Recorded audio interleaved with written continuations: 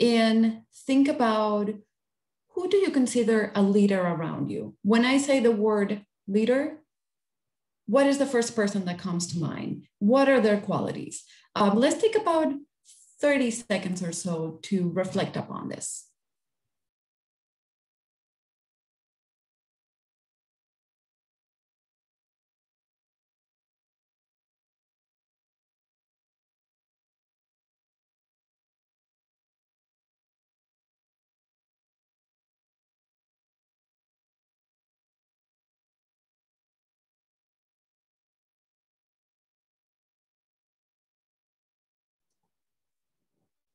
So now, as we think about leaders and leadership around us, let's move on and let's continue thinking, and let's take it up a step. Who is a leader in the middle? Can you think of an example of somebody leading in the middle? Are they different from the people that you just identified in the previous slide? Take about another 15 seconds or so to reflect upon these questions before we move forward with our presentation today.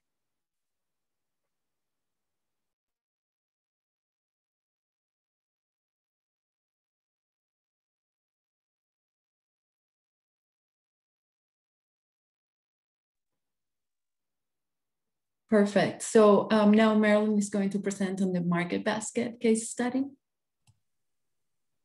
Hi, everyone. Thank you so much for joining our presentation. The market basket case study is fascinating. When I first studied this particular case study, I couldn't believe how relevant it was, especially to this topic. So many of you know about Market Basket. It's a chain of grocery stores. We have some local to us. It was a company that was family owned since 1917.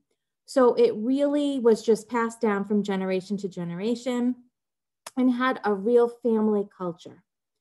There was a longtime CEO, and his name was Arthur T. DeMoulis. And he really fostered this culture in Market Basket, and it was very much a big family. Arthur really felt like he knew each employee individually, and he would visit them when they were sick.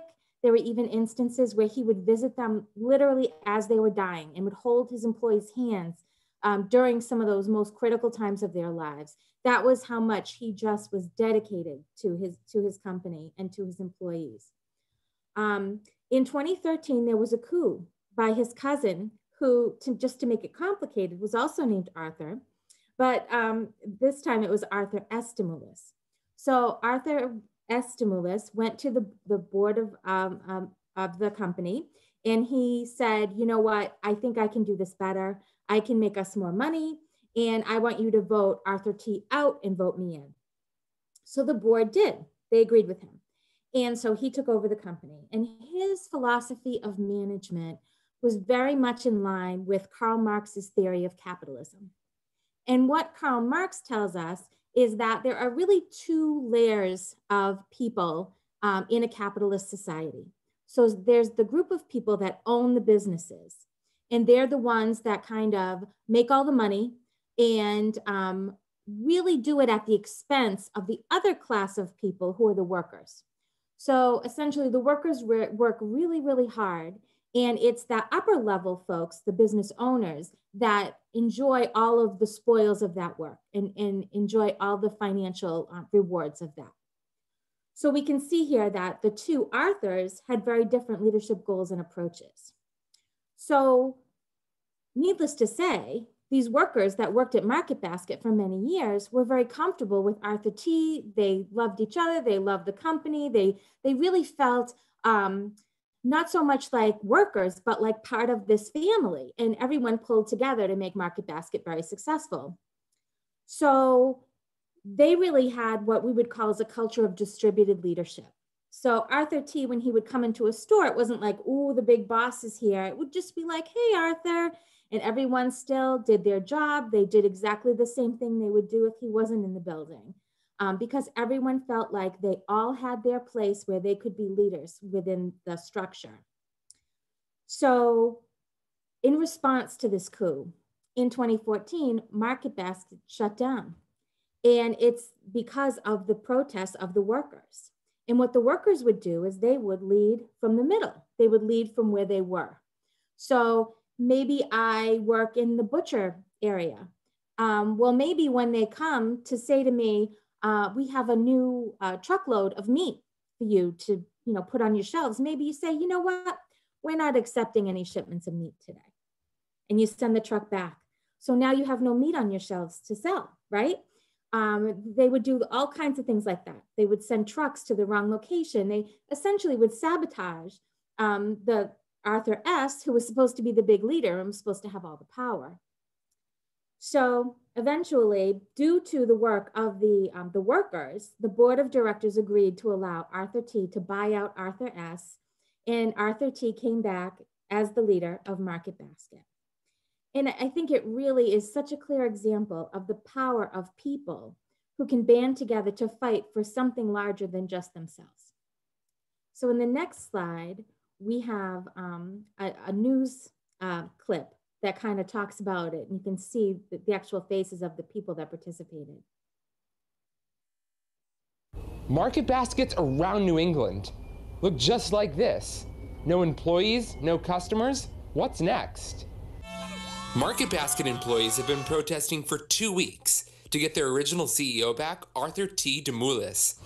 The people coming in, the new CEOs, are trying to destroy the company. With no pay for 2 weeks, these employees are now in jeopardy of losing their jobs. If someone's gonna come up in here and try to take away our benefits and ruin our family, basically, we're gonna stick up for each other. With losses in the millions and no food on the shelves, Market Basket employees have made an impact, not only to the CEOs, but to the community as well. We're customers. We want the company back functioning at regular capacity. This company is like the busiest food chain in New England. Woo! Thank you! Nancy LeBlanc has been employed by the supermarket chain for 13 years, and she has a message to her loyal customers. Thank you. Thank you for boycotting Market Basket and not shopping here and sticking by what we believe in and what we asked you to do. Thank you, customers, for boycotting. Even Market Basket customers are taking part in this protest. We've had all those receipts, our people protesting kind of themselves, showing I can't afford to shop here. If I have a family of 4, how am I gonna afford to provide for my family? The Boston Globe is reporting some senior-level employees at Market Basket have received letters saying they will not be paid for the month of August if they don't show up to work on Monday. The big question is, will the protest continue, or will all the employees go back to work this Monday? I'm Derek Zagami for News to Share. So I guess I kind of spoiled the end for you guys, but the employees did persist, and they did get what they wanted. And I just think this is such a powerful example of, when you think of who's a powerful leader that can make change, you probably don't think right away of the person stocking the shelves at a grocery store. But as it turns out, they are the powerful ones in this scenario. So I'll let Elena talk about the skills approach. Thank you. Yeah, and I think I love that example because it goes to show that sometimes we think we don't have power and we are not able to see it in our everyday lives, but we actually have more power and we're leaders in many ways, even if we're not completely cognizant on it. So I wanted to present on one of the leadership approaches that I've learned over the years. As you can imagine, there are a number of leadership theories out there that have been developed over the years. The skills approach itself is not a new leadership approach. It's almost 70 years old, and it has been reshaped over the years. Why is the skills approach important, or why we chose to bring it in today? Before the skills approach was developed, we tended to think that leaders were leaders because they were born that way. Kind of what Lady Gaga says, you're born that way. So you either have it or you don't, and that's it. So you land where you land, and you land where you land because of your traits. But what the skills approach came to show was that that is not true. that there are different skills that are needed at different points in leadership, so at different levels of leadership. In different situations, you are going to use different skills, and that what really matters is how you're able to leverage those skills and develop them as you go and as you grow. And you might ask yourselves, well, what are leadership skills? Well, leadership skills are the ability to use one's knowledge and competencies to accomplish a set of objectives, right? The skills approach talks about three main skills within the leadership world or our leadership positions. So first skill is a technical skill. What are technical skills? Technical skills are those skills that by which we have a certain knowledge that others do not have, to put it plainly, right? This might come from knowing a set of very specialized skills, knowing how to use a specific tool, understanding certain information, being able to process certain information in ways that others do not. So clear example, a software engineer. A software engineer has a set of technical tools that in their toolbox that I do not possess. But we don't really need to think about something so high level. If you think about what's going on right now in Massachusetts, right? We have a lot of people signing up to get vaccinated. Many of those folks are over 75. Many of those folks don't know how to use a computer or do not understand how internet works.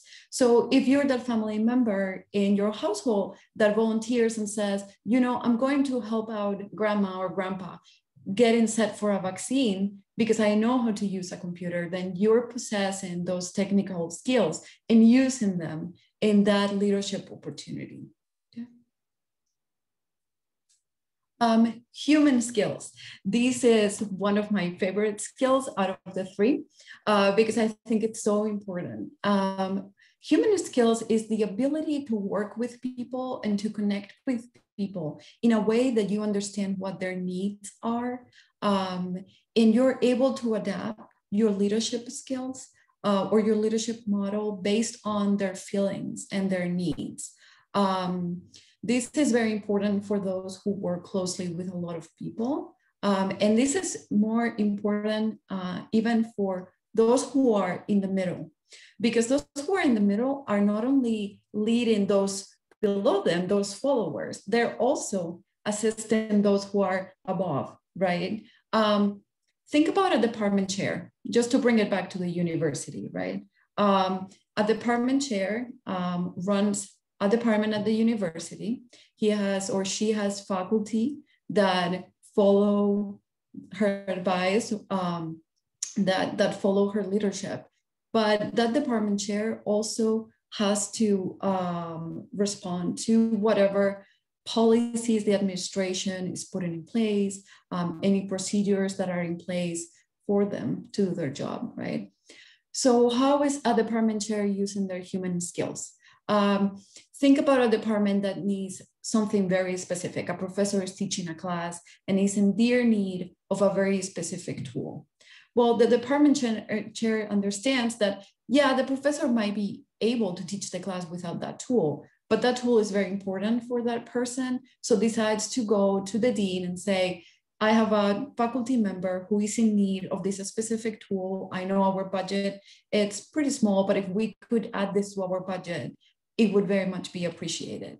And that way, the department chair is using their human skills to really leverage those relationships and get their goal accomplished. And then the last skill is a conceptual skill. The conceptual skill is the ability to see the bigger picture, to see high concepts and ideas, and to be able to put those goals into words, just so those below them or above them understand what the importance of whatever item they're bringing in is. I can give you an example in my own experience. I'm an advisor for continuing ed. Marilyn is my direct supervisor, right? So my job is to work with the students on the nitty gritty of registration, right? I help students pick their classes, register for classes, right? Whereas Marilyn's job is more high level. She's not so concerned about the nitty gritty. She's concerned about the big picture. Are students getting registered this year? Is the system working? If the system is not working, how can we change it? What changes are needed, right? Me on my day-to-day life, I'm more concerned about my specific students and their wellness, whereas Marilyn is more concerned about the bigger picture, right? Of the system working and changes that might be needed. So what is the beauty of the skills approach? Well, the beauty of this approach is that the skills needed in different levels of leadership vary. And we understand that not every leader needs the same set of skills, and that you're gonna need different skills depending on where you are. That you can mix and match your skills and that you can develop them. It's not only about where you are today, it's about where you want to be tomorrow. It's also about the idea of when things change, when crises happen, and Marilyn is going to talk about this. How are you using your skills and adapting them to help out in that moment of crisis? So at this point, I think it's fair to start thinking about then what is leadership? And I can give you a definition, right? Northouse says that leadership is a process whereby an individual influences a group of individuals to achieve a common goal. I like this definition. I think it's simple enough, but all-encompassing. So, you know, we've been talking a lot about skills, about examples of other folks leading from the middle. So in which ways are you already leading from the middle? This is our question to you.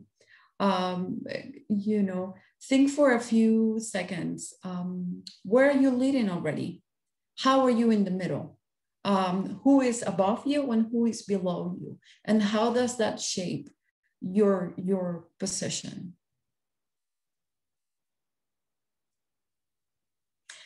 An example of a leadership program, right? Some of you might already know it or be interested on it, or maybe you're already in a leadership program, but Worcester State offers the Circles of Leadership. It's a program by OSILD.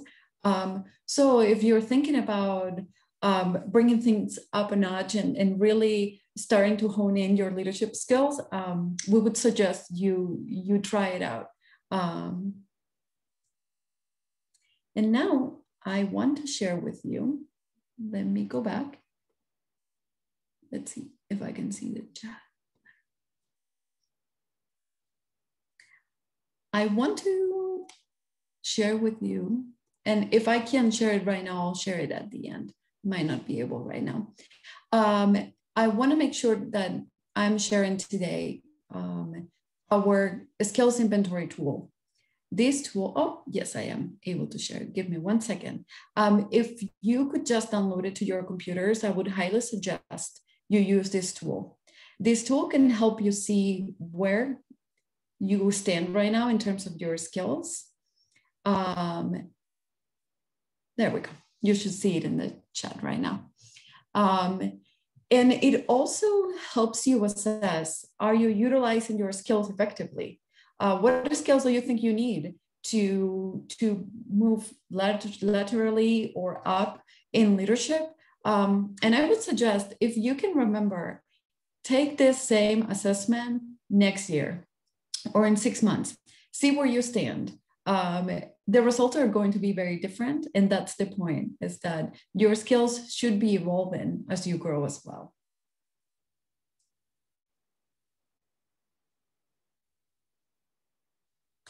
So Marilyn is going to take it over. Thanks, Elena. So one thing that we really wanted to talk about with you guys is finding opportunities in a crisis. So we delivered a similar presentation to this last year, right before the pandemic, actually. And I think that we've learned a lot about what happens in a crisis. No one expected what we ended up going through this past year, but certainly I think it's brought to the forefront some of the skills that help you to really be an excellent leader during times of crisis. One is adaptability. So how easy is it for you to adapt to new challenges or situations?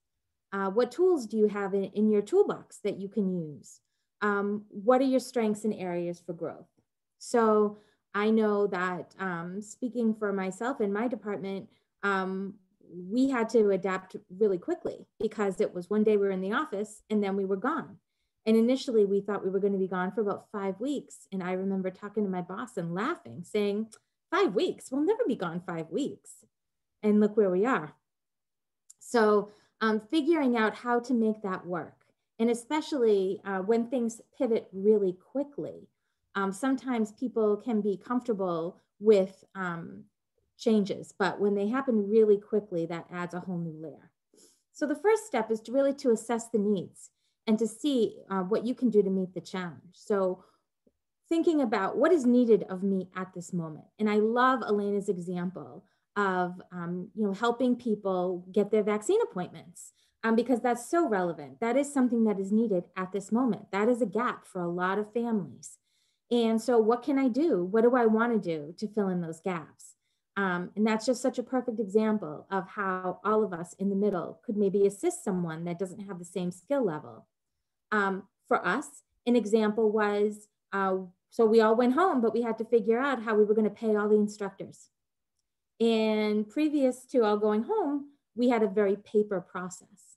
And clearly we couldn't use our paper process. So we had to figure out really quickly how we were going to do all of that online and how it was all going to be in accordance with the state regulations and how it was all going to be successful. So that was the challenge that we had. I mean, others may have had a challenge of, I'm the leader of a student organization. So the folks in my student club are still looking to participate in whatever we're doing. And how am I going to reach out to them? What are their needs? And then also, how can I help the folks in OSIL, with what they need from me as a student leader? So really, crisis, a lot of times is the same thing as a transition. Sometimes it's a really abrupt transition. So how do you navigate those? These are things to think about. And also, think about when you do that, you're really developing some new skills and you're maybe strengthening other skills.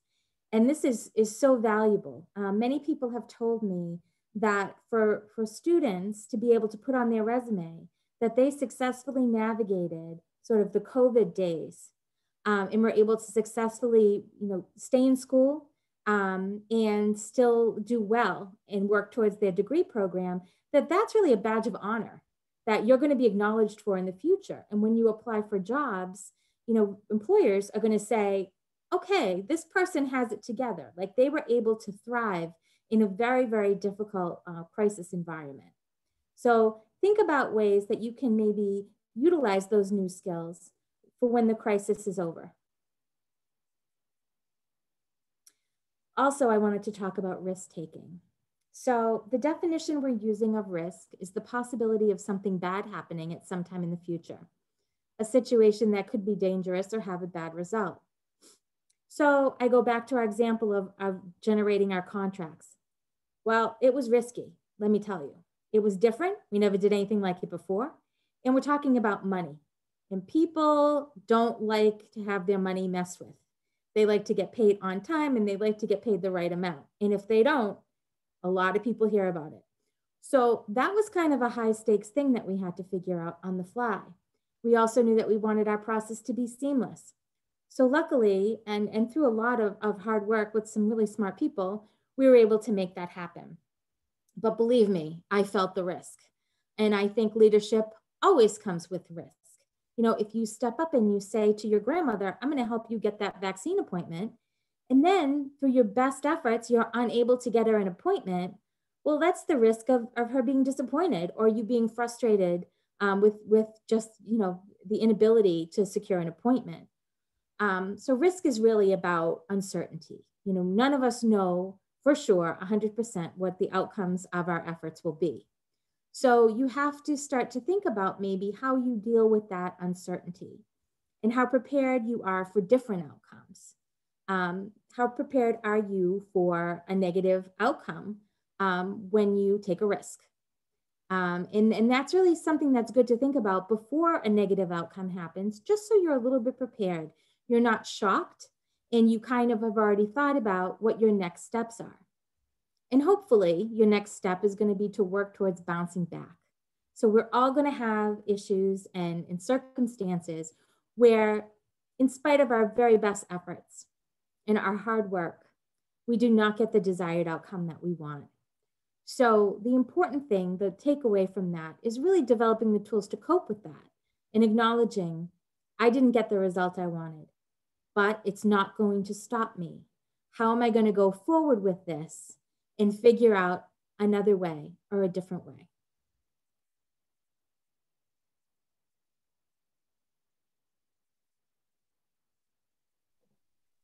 So thinking about the idea of risk that Marilyn just mentioned, and the idea of every time we lead, we're taking a risk.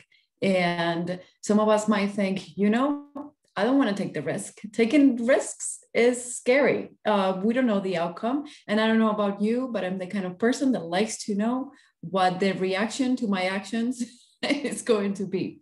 So we wanted to play a video that kind of talks about somebody taking a risk and not knowing where things are going to go and what the result was. So listen to what Drew has to say.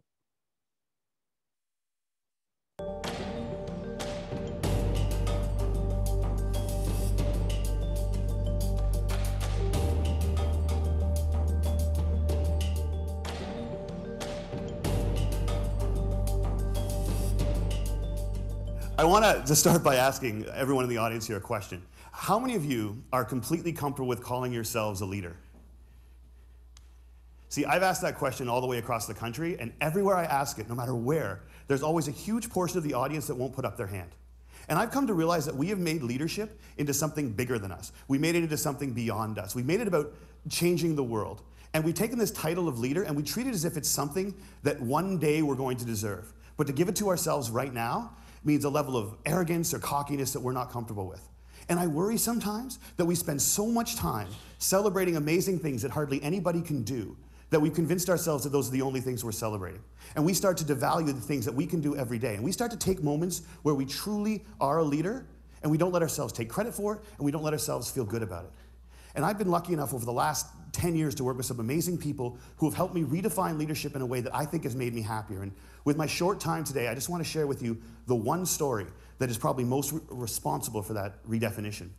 I went to a school in a little school called Mount Allison University in Sackville, New Brunswick. And on my last day there, a girl came up to me and she said, I remember the first time that I met you. And then she told me a story that happened 4 years earlier. She said, on my day before I started university, I was in the hotel room with my mom and my dad, and I was so scared and so convinced that I couldn't do this, that I wasn't ready for university, that I just burst into tears.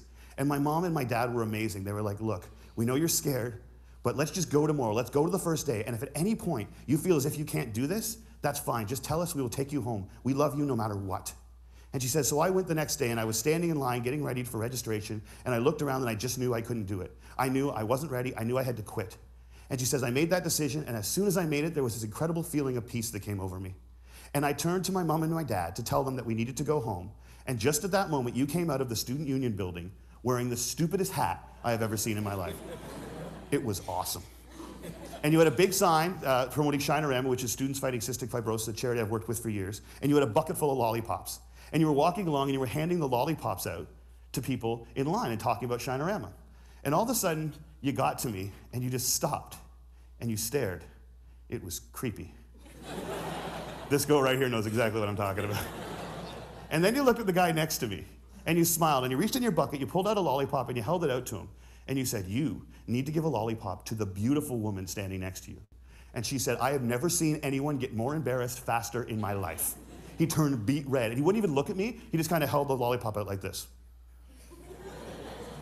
And I felt so bad for this dude that I took the lollipop. And as soon as I did, you got this incredibly severe look on your face, and you looked at my mom and my dad and you said, look at that, look at that. First day away from home, and already she's taking candy from a stranger. And she said everybody lost it. 20 feet in every direction, everyone started to howl. And I know this is cheesy, and I don't know why I'm telling you this, but in that moment when everyone was laughing, I knew that I shouldn't quit. I knew that I was where I was supposed to be, and I knew that I was home. And I haven't spoken to you once in the 4 years since that day, but I heard that you were leaving. And I had to come up and tell you that you've been an incredibly important person in my life, and I'm gonna miss you. Good luck. And she walks away, and I'm flattened. And she gets about 6 feet away, she turns around and smiles and goes, you should probably know this too. I'm still dating that guy 4 years later. A year and a half after I moved to Toronto, I got an invitation to their wedding. Here's the kicker, I don't remember that. I have no recollection of that moment, and I've searched my memory banks because that is funny, and I should remember doing it, and I don't remember it. And that was such an eye-opening, transformative moment for me to think that maybe the biggest impact I'd ever had on anyone's life, a moment that had a woman walk up to a stranger 4 years later and say, you've been an incredibly important person in my life, was a moment that I didn't even remember. How many of you guys have a lollipop moment, a moment where someone said something or did something that you feel fundamentally made your life better? All right.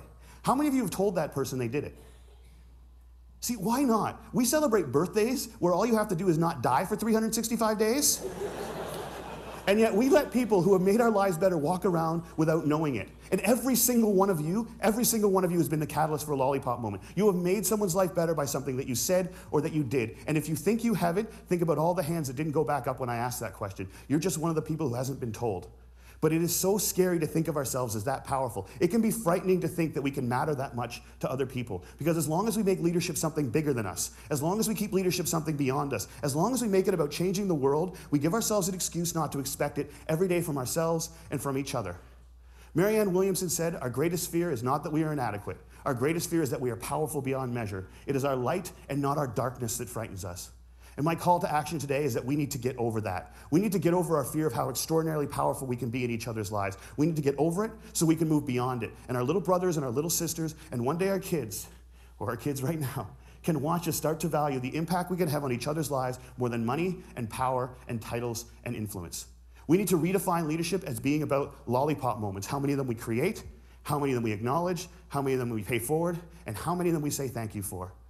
Because we've made leadership about changing the world, and there is no world. There's only 6 billion understandings of it. And if you change one person's understanding of it, one person's understanding of what they're capable of, one person's understanding of how much people care about them, one person's understanding of how powerful an agent for change they can be in this world, you've changed the whole thing. And if we can understand leadership like that, I think if we can redefine leadership like that, I think we can change everything. And it's a simple idea, but I don't think it's a small one. And I want to thank you all so much for letting me share it with you today. Have a great day at TED. I'll see you later.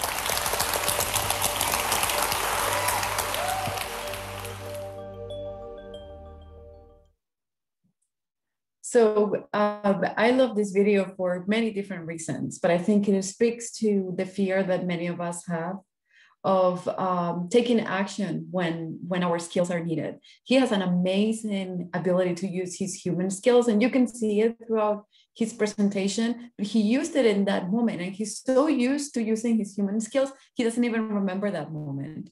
And I find that just amazing.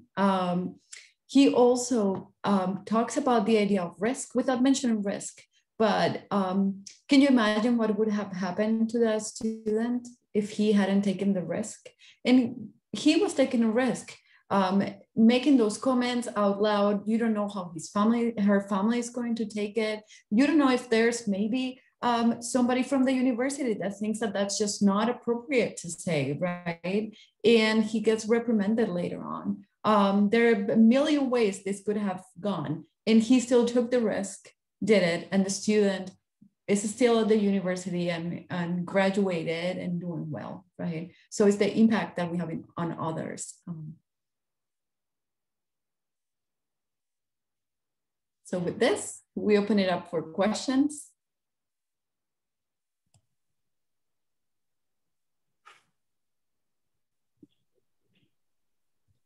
You know, Elena, just to follow up on what you just said, you know, Elena and I were in a meeting today, And someone said to me something that I had said to him years ago.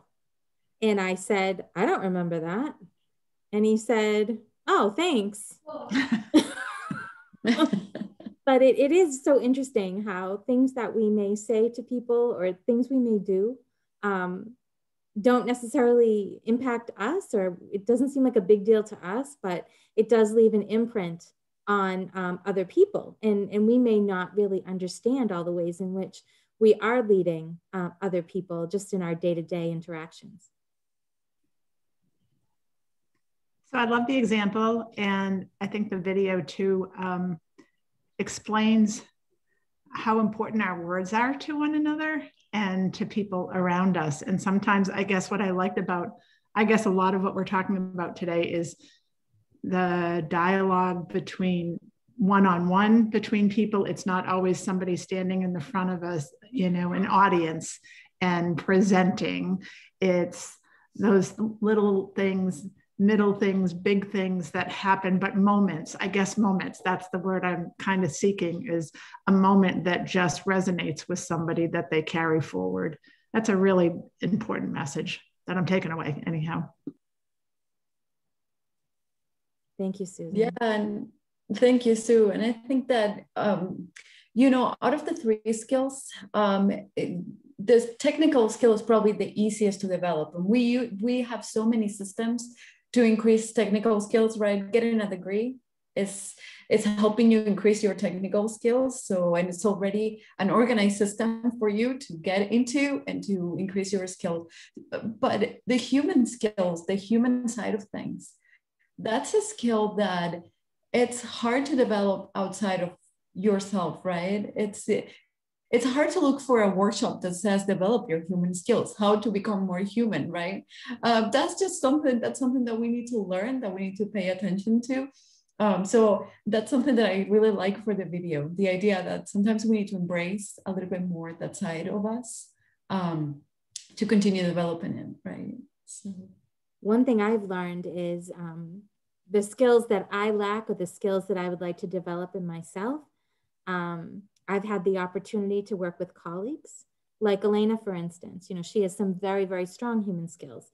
And so if I'm going to have a conversation with someone or do something and I feel like, you know, maybe I could have a little stronger human skills as I'm giving this information, I might say to Elena, okay, this is where I'm at, you know, and sort of lean on her to assist me in figuring out the best way to go forward.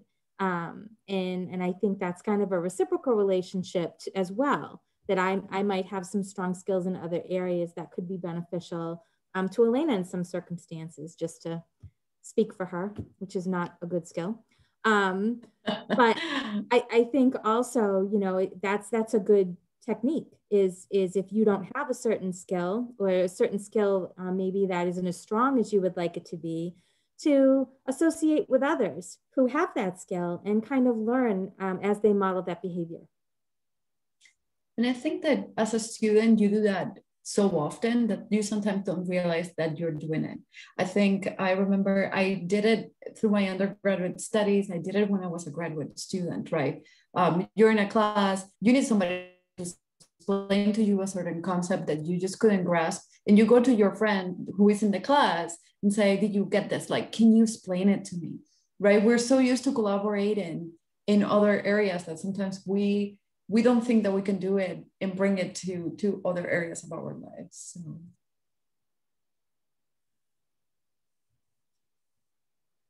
I have a question in the chat. Any other questions or comments? We'd love to hear what you guys are thinking, for sure. Yeah. This might seem like a little bit out of left field, but what made you two want to become leaders in your field?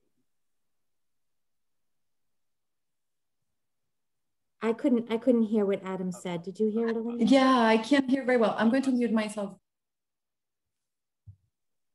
Can you hear me now? A little bit better, yes.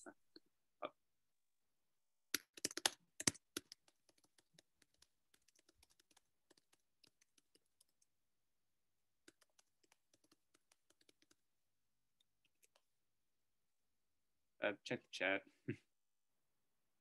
Yeah, and I think we can hear you better now. So well, I just put in the chat for yeah. Elena and Marilyn. What made you two want to be leaders in your fields? That's Marilyn. Do you want to take that one? I'll give you the hard ones. I'll take the easy ones. Oh, perfect. That's great teamwork. I've always been a leader, even as a child. I don't know why. It's just sort of been innate for me. Also, I feel like I work in an area of the university that is really has a high correlation to my passion, and my passion is really student success. Of all student populations, I work primarily with adult students because I work in continuing ed. But as a student myself, I was a first generation student, and I made a lot of mistakes as far as I did a lot of self-advising. I did a lot of things that I tell students all the time not to do. And I think in some respects, I made things a little more challenging for myself than they had to be. So my mission, my passion is really to figure out how to help students navigate higher education and to shorten pathways for students. So I think that just my passion for it makes me want to speak up on behalf of students and kind of lead that way. Yeah, and I have to say I'm very risk averse. I'm probably one of the most risk averse people that you'll ever meet. Like if I don't know the outcome of something, I will think twice before taking that step. But I think what helps me is the idea of who can benefit from my taking an action, right? And I really love, like Marilyn said, I love working with the students. I love helping out students. This is what we do, right? This is why we're here. So if maybe bringing in a new idea to a committee on campus where a lot of I will call them higher ups are in, and maybe I'm scared of mentioning this idea because I don't know where things are going to go, but I know that if it's going to benefit students, I'll do it just because I know that the outcome will override all of the risk. That's a great question. Thank you. So I think there was a question in the chat or a comment from Elizabeth. Yeah, I agree with you. I think that sometimes, leadership seems like this huge thing, like, the president of the university is a leader, and he certainly is. But that doesn't mean that we all can't be leaders from where we're at. And as the Market Basket case study showed, some of the most powerful leaders are the folks that are in the middle, and yeah, I think that we should all really celebrate our accomplishments and celebrate ourselves as leaders, no matter where we are, what our titles are, or anything like that. It's kind of irrelevant as far as someone being a leader. Yeah. And I think that sometimes when we think of leader, like Marilyn, you were saying, the president of the university, right? President Maloney can do his job wonderfully, but if those working below him, working in the middle, are not doing their jobs correctly, it doesn't matter how good he's at his job. Our table is going to be imbalanced, right? So those working in the middle and are so essential because they are the ones keeping things going, right? And as a student, you know this.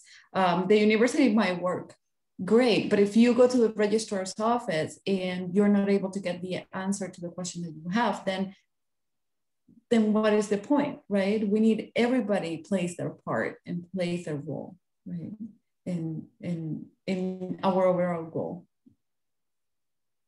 And I think, Elena, too, you had made a comment earlier that, you have, you're very concerned sort of at the individual level for students, and I might have a little more global view of what students are doing.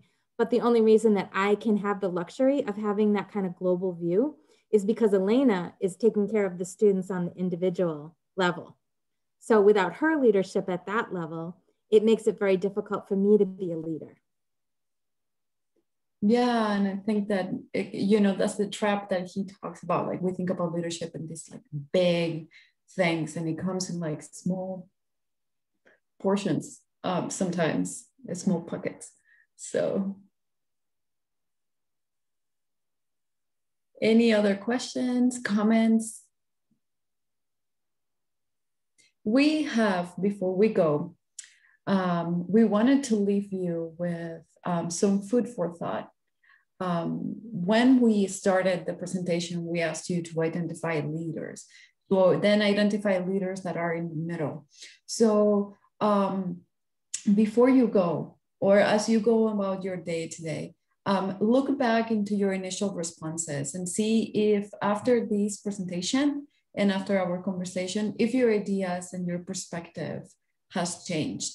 And if maybe now you have in mind a different leader that is leading in the middle, and who is that person? And how is that now you realize that that person is in the middle, and when we started the presentation, maybe you didn't even consider them a leader, right? And what are their qualities? How do they use those skills, and how do they make a difference? So thank you so much, everybody. It was a pleasure to spend some time with you today over Zoom. Yes, thank you so much. Thank you for the wonderful questions. I think with these presentations, oftentimes I get more out of it than the students do, to tell you the truth. So this was fabulous. Yeah. Thank you. Thank you. So thank you all so much for attending. Those of you students who are here, you will be receiving an evaluation via email tomorrow. So please complete that for any workshops that you attended. And then facilitators, you'll be receiving one as well, just to kind of give us some feedback from your end of the program. But again, I just want to stress thank you. I love sitting in these and hearing from students. That video I actually show at the end of my Emerge program every year. It's one of my very favorites, and I think it has a very important message, that idea that even just little things can be leadership and making an impact. So, so that's a great message, I think, to kind of have the last workshop wrap up as. So again, thank you all so much for attending.